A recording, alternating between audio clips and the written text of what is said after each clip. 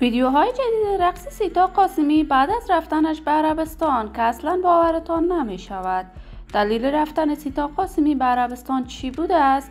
سیتا قاسمی در کدام کشور زندگی می کند؟ مصروف چی کار باری است؟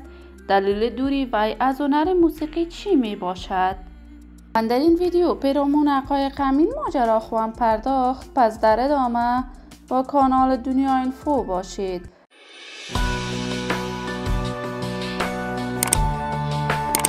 سلام و سلامتی ایام و کامتان باد. شما را خوش آمدید میگم به یکی دیگر از ویدیوهای جذاب کانال دنیا اینفو. برای دوست شدن با این کانال علامت سابسکرایب را فشار دهید تا از ویدیوهای دیگر کانال دنیا اینفو هم آگاه شوید. سیتا قاسمی هنرمند افغان شهرت و محبوبیت هنری خوبی در میان مردم افغانستان داشته است.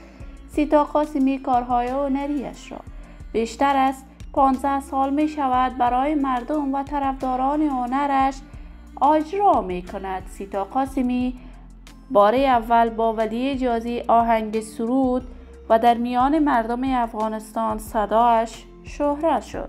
سیتا آهنگ‌های عاشقانه با شفیق مرید هم سروده است و آهنگ‌های عاشقانه و میهنی سیتا قاسمی در میان مردم افغانستان شهرت خوبی دارد.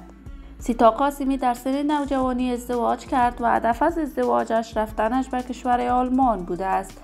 سیتا بعد از رفتنش به کشور آلمان صاحب 2 فرزندی شد، ولی اکنون شوهرش جدا می باشد و سفرهای متعدد به کشورهای تاجیکستان و دبی داشته است.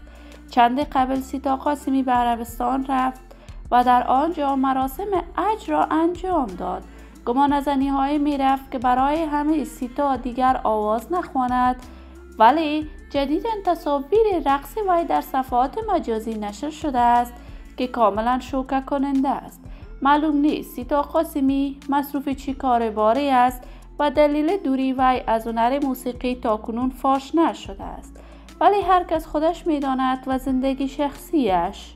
شما نظریاتتان را در بخش کامنت با من شریک بسازید. این ویدیو را با علاقه‌مندان و طرفداران سیتا قاسمی به اشتراک بگذارید. اگر تا هنوز عضو کانال دنیا اینفو نشدید، پس برای عضویت با این کانال علامت سابسکرایب را فشار دهید. صحت و سلامتی برای شما نازنینان از بارگاه عزت لایزال تمنا دارم.